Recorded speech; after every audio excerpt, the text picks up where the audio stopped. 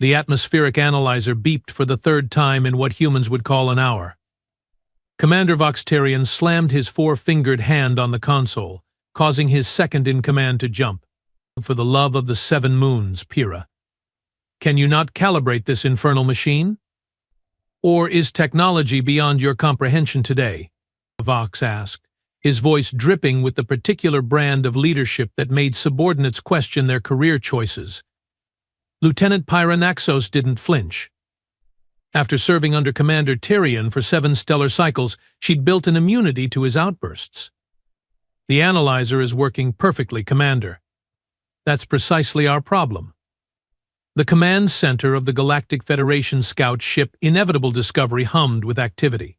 The screens displayed various angles of the small blue planet they'd been observing for the past 3 months. Earth. A planet that, according to all preliminary data, should have been ripe for first contact or, failing that, swift conquest. Explain, Vox demanded, his dorsal ridges flattening against his skull, a sign of his waning patience. Pyrrha pulled up a holographic display of Earth's northern hemisphere. As you can see, Commander, the humans haven't moved. That's ridiculous. Of course they have moved. They are a sentient species. No, sir. I mean their military positions. 3 months ago, when we first arrived in this system, we detected their defensive placements here, here, and here. She pointed to glowing dots across North America, Europe, and Asia. And now, 3 months later, they are in exactly the same positions. Commander Vox narrowed his 3 eyes, the middle one focusing intently on the display. That's unusual. Unusual? It's unprecedented. Every species we have encountered has either scattered their forces to protect territory or consolidated them for attack when they detect an unknown presence. But the humans? They have done neither. They are just waiting. The word hung in the air between them, heavy with implications. Perhaps they haven't detected us, suggested Tactical Officer Drool, but his voice carrying the perpetual boredom of someone who'd seen too many civilizations fall to find any single one interesting. Vox laughed. It wasn't a pleasant sound. Not detected us. We have been parked behind their moon for 3 months. Their primitive detection systems might be laughable by our standards, but they are not blind. Then what are they waiting for? Pyrrha asked, genuinely puzzled. The question silenced the command center. Around them, junior officers continued monitoring their stations, but their movements became more deliberate, as if they too were considering the question. Maybe they are stupid, Drool offered helpfully. A species doesn't advance to nuclear capabilities by being stupid, Vox countered. No, they are planning something, and I don't like it. Science officer Lumi Zara, who had been quietly analyzing data in the corner, cleared her throat. Unlike the others of their species, Lumi's skin was a pale blue rather than the standard green, but a genetic variation that had initially marked her for lower caste work until her intelligence had proven too valuable to waste. I have been studying their communications, Commander, she said. And? Vox prompted, his patience thinner than an asteroid field at the galaxy's edge. And they are talking about us. A lot. But not in any official capacity. Their governments haven't made any announcements. Their militaries haven't issued any statements. But their civilians are discussing alien visitors non-stop. How is that possible? Pyrrha asked. Their entertainment. For centuries they have been creating stories about extraterrestrial contact. Some peaceful, most hostile. They have been preparing their population psychologically for our arrival without actually confirming we exist. Vox paced the command center, his claws clicking against the metallic floor. So their leaders know we are here but aren't telling their people officially? What kind of strategy is that? A brilliant one, Lumi replied. If we make contact, they can claim they were preparing for peaceful dialogue. If we attack, they can unleash their prepared defenses without creating prior panic. That's actually clever, Vox admitted reluctantly. There's more, Lumi continued. I have been monitoring their internet, and there's a pattern in how they discuss potential alien threats. They consistently portray themselves as underdogs who triumph through unpredictability and determination. Propaganda, scoffed Drool, or psychological warfare, countered Pyra, making us believe they are more dangerous than they appear. Commander Vox returned to his command chair, sinking into it with the weight of someone who suddenly realized the mission was more complex than anticipated. What about their movements? You said they are not moving their military positions, but what about their civilian populations? Their leadership? Pyra pulled up more data. That's another anomaly, sir. Their daily patterns continue as normal. Schools, workplaces, entertainment venues, all functioning as if we are not here. But we have detected unusual activity at several military research facilities. Increased power consumption, personnel working extended hours. They are developing weapons, Drool said, finally showing interest. Possibly, agreed Pyra. But they are not testing them, at least not where we can detect. Underground? Suggested Vox. Perhaps. But our scanners should detect subterranean energy signatures. Lumi stepped forward. Commander, if I may offer an alternative theory? Vox gestured for her to continue. What if they are not waiting for us to make a move? What if they are waiting for something else entirely? Explain, Vox commanded. In my analysis of their fiction, humans frequently portray themselves as having secret weapons or allies that only reveal themselves in moments of greatest need. What if they are waiting for reinforcements? A nervous laugh escaped Drool's throat. Reinforcements? From where? We have scouted this system thoroughly. There are no other advanced civilizations within 50 light years that we know of, Lumi replied ominously. The command center fell silent again. Even the background hum of the ship's engines seemed muted, as if the vessel itself was contemplating this disturbing possibility. I need more information, Vox finally declared. Lumi, continue monitoring their communications. Pyra, run a deeper scan of their solar system. Focus on the outer planets and asteroid belt. Drool, prepare defensive scenarios in case we are dealing with an unknown ally. And what about our mission parameters, Commander? Pyra asked. The High Council expects a preliminary report in 2 days. Do we proceed with the contact protocol? Vox stared at the holographic Earth, spinning innocently in the center of the command room. No, something's not right. These humans, they are too calm. It's unnatural. So we continue to observe? Pyra confirmed. For now. But I want a probe sent to the surface. Something small, undetectable. I want eyes on these humans, not just sensor readings. Drool perked up. I can have a stealth probe ready in 6 hours. Make it 3, Vox ordered, and target a military installation. I want to see what they are building in there. The next day, the command center gathered around the main display as the probe transmitted its first images from Earth's surface. They had chosen a facility in a region the humans called Nevada, a sprawling complex surrounded by desert. Are we sure this probe is undetectable? Vox asked, watching the crystal-clear images of human soldiers patrolling the perimeter. Absolutely, Commander, Drool assured him. It's using adaptive camouflage and emitting a counter-frequency to their radar systems. To them, it's effectively invisible. Good. Take us inside. The probe glided silently over the fence, past security checkpoints, and through a service entrance. The interior of the facility was a hive of activity. Humans in various uniforms moved purposefully through corridors, carrying equipment and documents. Can we access their computer systems? Vox asked. Lumi shook her head. Not without revealing our presence. Their networks are isolated from external connections. Smart, Pyra commented. Low-tech security against high-tech intrusion. The probe continued its journey, eventually reaching a large hangar bay. Inside, dozens of humans worked on what appeared to be a spacecraft. Is that a warp drive? Drool asked incredulously, pointing to a component being installed. Lumi leaned closer to the screen. Impossible. Their technological development is at least a century away from warp capabilities. Evidently not, Vox said dryly. Pan around, show us more.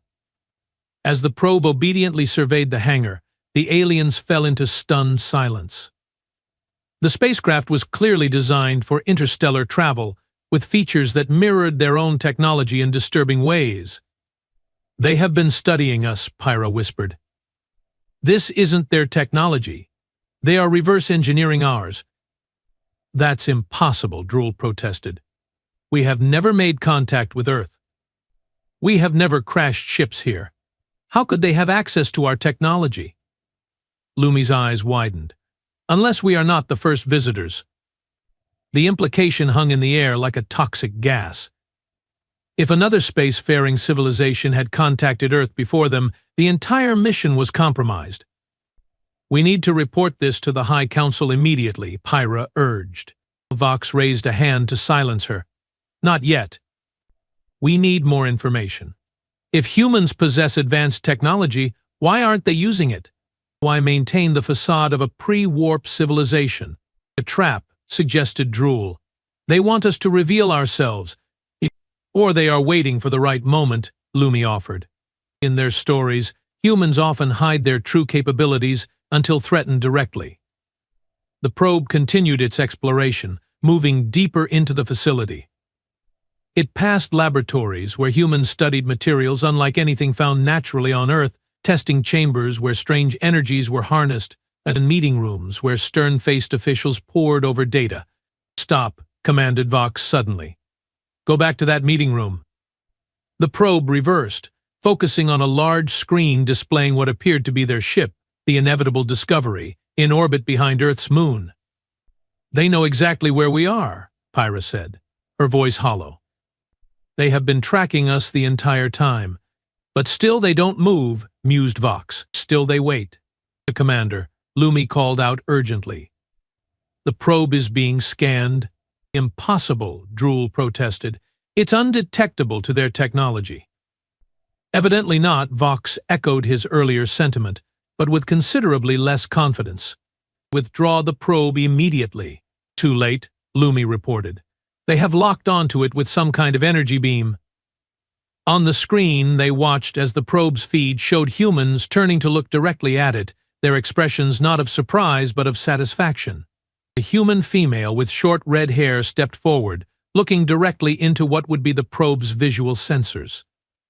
"Hello, visitors," she said in perfect galactic standard, the common language of the Federation. "We have been expecting you." The feed cut out. Alarms blared across the command center as systems registered multiple launches from Earth's surface. "Missiles?" Vox demanded, leaping to his feet. "Negative, Commander," Pyra responded, her fingers flying across her console. "They are ships. Small, fast ships launching from multiple locations across the planet. Battle stations." Vox roared. "Raise shields, prepare defensive measures." "Commander," Lumi called out, her voice strangely calm amid the chaos. "They are not attacking. They are surrounding us." The main display shifted to show the space around their ship. Dozens of small Earth vessels had taken position in a perfect sphere around the inevitable Discovery, maintaining a respectful distance but clearly positioned to prevent escape. "How?" Drool whispered. "How did they build these without us detecting them?" Underground, Pyra realized.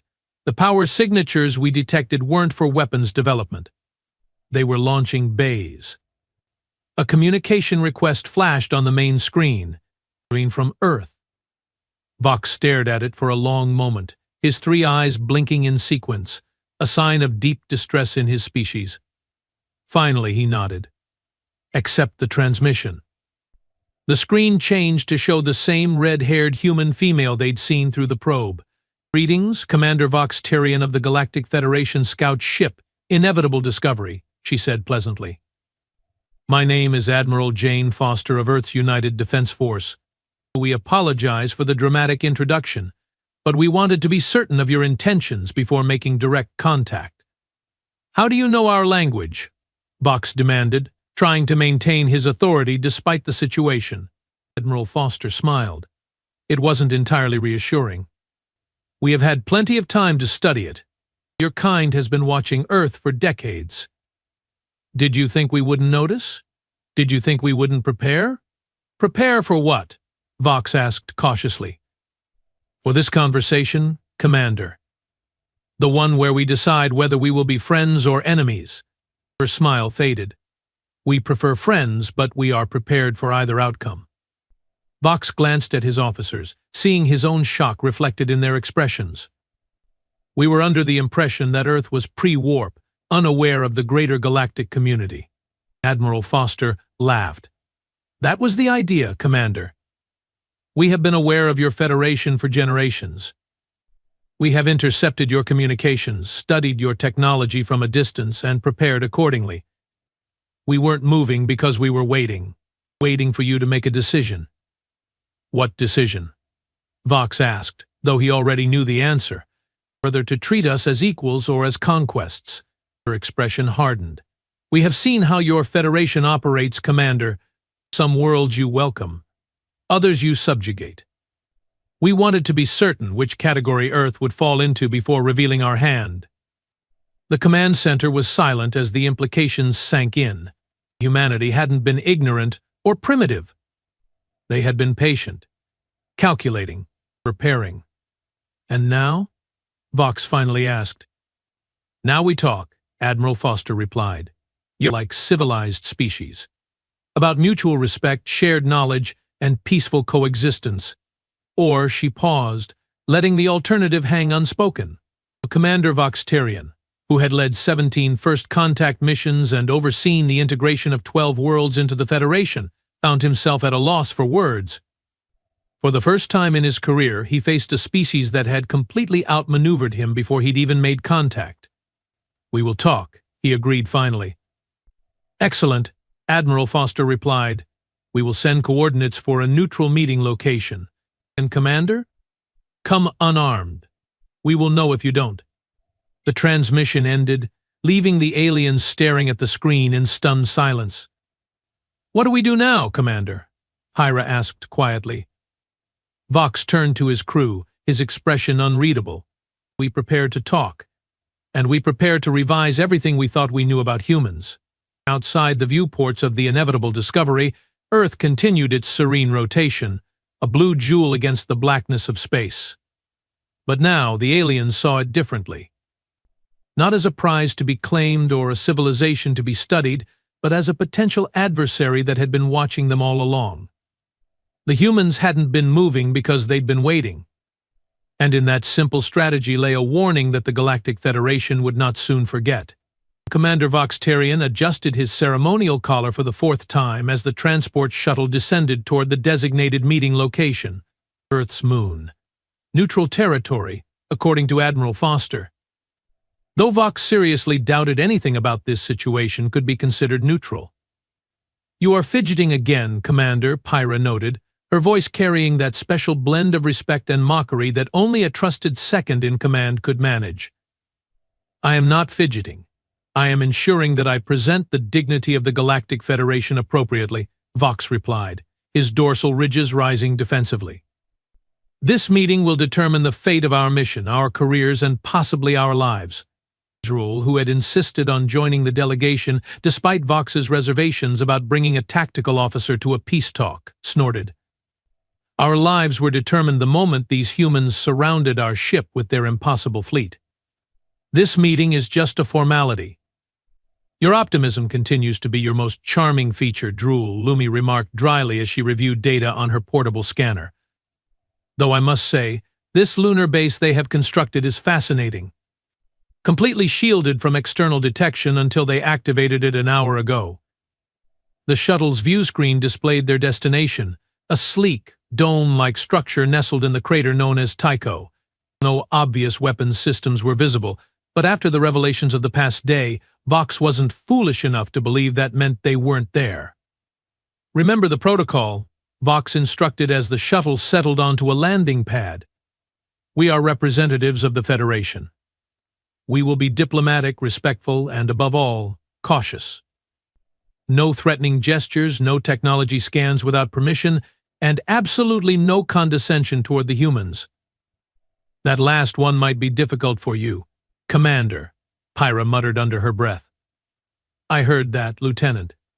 I intended you to, Commander. The shuttle door opened with a soft hiss, revealing a pressurized walkway leading to the lunar facility's entrance. 4 humans in sleek, dark uniforms stood waiting, their expressions professionally neutral. "Welcome to Artemis Base," said the lead human, a tall male with dark skin and remarkably symmetrical features. "I'm Colonel Marcus Jackson. Admiral Foster is waiting inside. Please follow me." As they walked through the corridor, Vox couldn't help but notice the elegant efficiency of the base's design. It wasn't ostentatious or intimidating, but rather practical and refined, much like the humans themselves seemed to be. "How long has this facility existed?" Lumi asked, her scientific curiosity overriding protocol. Colonel Jackson glanced back with a slight smile. "Officially, it doesn't exist at all. And unofficially?" Vox pressed. "Unofficially, Artemis has been operational for 15 years. But similar facilities have existed on the lunar surface for considerably longer." The implication wasn't lost on any of the aliens. Humans had been preparing for extraterrestrial contact for generations, right under the noses of those studying them. They were led into a circular chamber with a large, round table at its center. Windows along one wall offered a spectacular view of Earth hanging in the blackness, blue and serene. Admiral Foster stood as they entered, flanked by 2 other humans in different uniforms. "Commander Tyrion, welcome," she said, extending a hand in what Vox recognized as a human greeting gesture. He awkwardly extended his 4-fingered appendage in return, and they engaged in a brief, strange contact ritual. "Admiral Foster." "Thank you for your hospitality," Vox replied, choosing his words carefully. "Please sit." Foster indicated chairs around the table. "Allow me to introduce my colleagues. This is Dr. Elijah Patel, our chief xenologist, and General Sophia Reyes, head of our Extraterrestrial Defense Division."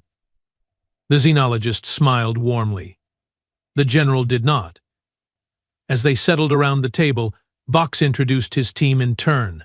"My second-in-command, Lieutenant Pyra Naxos, our science officer, Lumi Zara, and tactical officer Drul Karsa." "Tactical? Interesting choice for a diplomatic meeting," General Reyes noted, her dark eyes sizing up Drul with professional assessment. "As was bringing your military leadership," Vox countered smoothly. "Tush," Foster acknowledged with a small smile. "I believe in transparency, Commander. We are prepared for peace or conflict. The choice, largely, is yours." Vox leaned forward slightly. "I'm curious, Admiral. How did humans advance so quickly without detection? Our records show your species only achieved spaceflight less than a century ago." Foster exchanged glances with her colleagues before responding. "Official records can be selectively maintained, Commander. Humanity learned early on that appearing less advanced than we are has certain advantages." "When you say early on," Lumi interjected, "you mean?" Dr. Patel took over. "We have been aware of extraterrestrial observations since the late 1940s by your calendar. Various governments detected your scout ships, though at the time we weren't certain who you were or what you wanted." "That's impossible," Drul scoffed. "Our stealth technology was impressive, but not perfect," General Reyes interrupted, "especially when we knew exactly what to look for. The incident in Roswell wasn't one of your ships, by the way. That was one of ours, experimental tech. But it gave us the perfect cover story. Any genuine alien sighting could be dismissed as conspiracy theory thereafter." Vox felt his third eye twitching, a sign of stress his species couldn't easily conceal. "So for over 70 years, you have been monitoring our monitoring of you?" "More or less," Foster confirmed. "Once we understood the Federation's pattern of observation before contact, we made a collective decision." "Which was?" Pyra asked. "To wait," Foster said simply. "To learn everything we could about you while revealing as little as possible about ourselves. To prepare for every scenario, from peaceful exchange to full-scale invasion." "The Federation doesn't invade peaceful worlds," Vox protested, though even to his own ears, the words sounded hollow. Dr. Patel raised an eyebrow. Tell that to the Navorians of Epsilon Eridani, or the indigenous species of HD 4307G. An uncomfortable silence fell over the alien delegation. Those particular integrations into the Federation weren't widely discussed, even among their own kind. You have been intercepting our secure communications, Vox realized, feeling simultaneously impressed and violated. Among other things, Foster acknowledged, including salvaging technology from your probe yesterday, which, by the way, confirmed our suspicions about your scanning capabilities. Lumi couldn't contain herself. But the technological leap required to reverse engineer our systems to build ships comparable to ours. Who said anything about reverse engineering? Dr. Patel asked mildly. Humans are quite capable of innovation, Dr. Zara. Observing your technology merely confirmed we were on the right track. General Reyes leaned forward, her posture subtly shifting from defensive to assertive. What the Admiral and Doctor are dancing around, Commander, is this. We know the Federation's playbook. Observe a developing world, assess its resources and potential threat level, then make contact when you have determined the optimal approach. Integration for valuable allies, subjugation for resource-rich worlds with minimal resistance capabilities. And what category does Earth fall into? Vox asked quietly. Admiral Foster's expression softened slightly. That's why we are here, Commander. To make sure you understand that Earth doesn't fit neatly into your existing categories. We are not interested in being integrated or subjugated, General Reyes stated flatly. But we are interested in communication, trade, and mutual respect. Assuming the Federation is capable of such things, Drool muttered, earning a sharp look from Vox.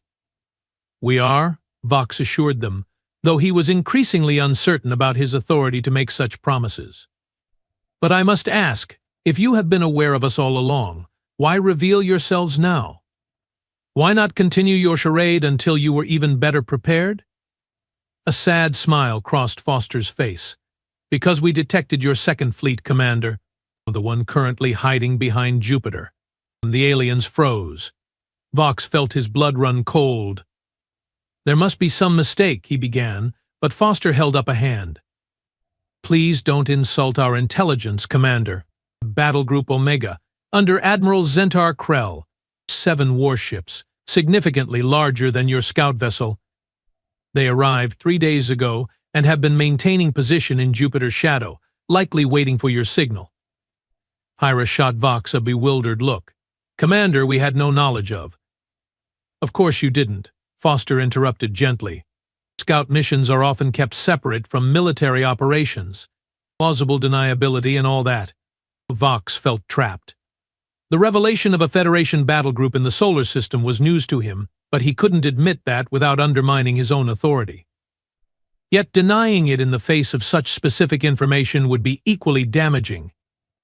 The presence of additional Federation vessels doesn't change our desire for peaceful dialogue, he said carefully.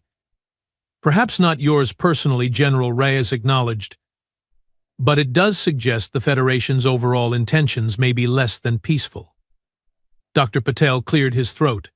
Which brings us to our proposal, Commander. Foster nodded. We have prepared a message for Admiral Krell. With your permission, we'd like to transmit it through your ship. What kind of message? Drool asked suspiciously. An invitation, Foster replied. To join these discussions. All cards on the table, as we say. And if I refuse? Vox asked, already knowing the answer. Then we send it directly, General Reyes said with a shrug. But that would put you in a rather awkward position with your superiors, wouldn't it? The trap was elegant in its simplicity.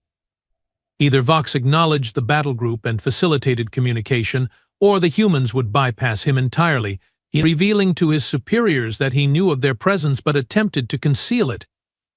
Very well, he conceded. We will transmit your message. Excellent, Foster smiled. And while we wait for a response, perhaps we can discuss more pleasant topics. Cultural exchange, scientific cooperation, the fundamentals of a potential alliance. Alliance? Lumi echoed, surprised. Of course, Dr. Patel said warmly. That's always been our preferred outcome. Humanity doesn't want war, Commander. We simply refuse to be conquered. The next few hours passed in surprisingly cordial discussion. The humans shared details of their scientific achievements, carefully selected to impress without revealing too much. The aliens, for their part, found themselves increasingly intrigued by humanity's unique perspective on the universe. Your species' adaptability is remarkable, Lumi commented as she reviewed data on human technological development. Most civilizations advance along predictable paths, but humans seem to take intellectual leaps that defy conventional progression. Necessity and curiosity, Dr. Patel explained. When you combine desperate need with boundless wondering, innovation tends to accelerate. In paranoia, General Reyes added with a sardonic smile. Nothing motivates human ingenuity quite like fear of the unknown.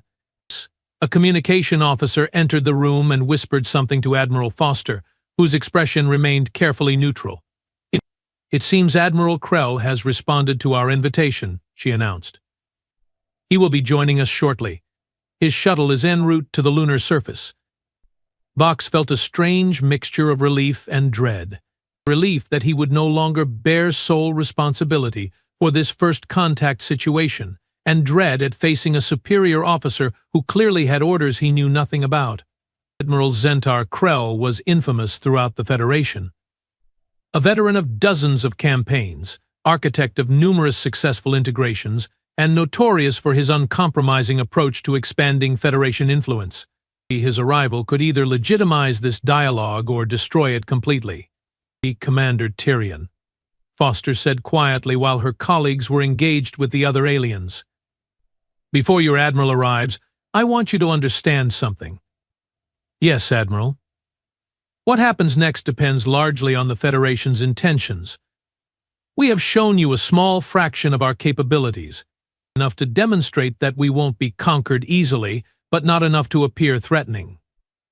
And if Admiral Krell's intentions are less than peaceful? Vox asked.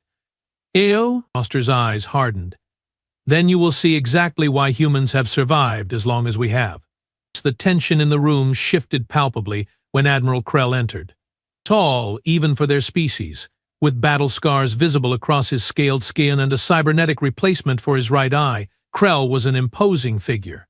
His uniform bore the insignia of countless campaigns, each representing a world brought under Federation control. Commander Tyrion, Krell's voice boomed across the chamber. I see you have made friends with the locals. Vox stood and saluted formally. Admiral Krell. This is Admiral Jane Foster of Earth's United Defense Force, along with her colleagues Dr. Patel and General Reyes. Krell barely acknowledged the humans with a nod. I must say, Commander, I'm disappointed. Your mission was observation only. First contact protocols are above your pay grade. With respect, Admiral, Vox replied carefully, the humans initiated contact after detecting our probe. After you foolishly sent a probe to their surface, Krell corrected harshly. An elementary error. If I may, Foster interrupted smoothly, Commander Tyrion has conducted himself admirably under unexpected circumstances. Perhaps we could focus on the matter at hand. Krell turned his attention to Foster, his cybernetic eyes scanning her in a way that made even Vox uncomfortable. And what matter is that, human? Your surrender? Your application for Federation protection? I should inform you that membership is not offered to species with your limited development. Foster's smile didn't waver. Actually, Admiral, we were discussing a potential alliance between equals. And I must correct your misunderstanding about our development level. Equals. Krell laughed, a harsh, grating sound. Your species has barely left its own planet.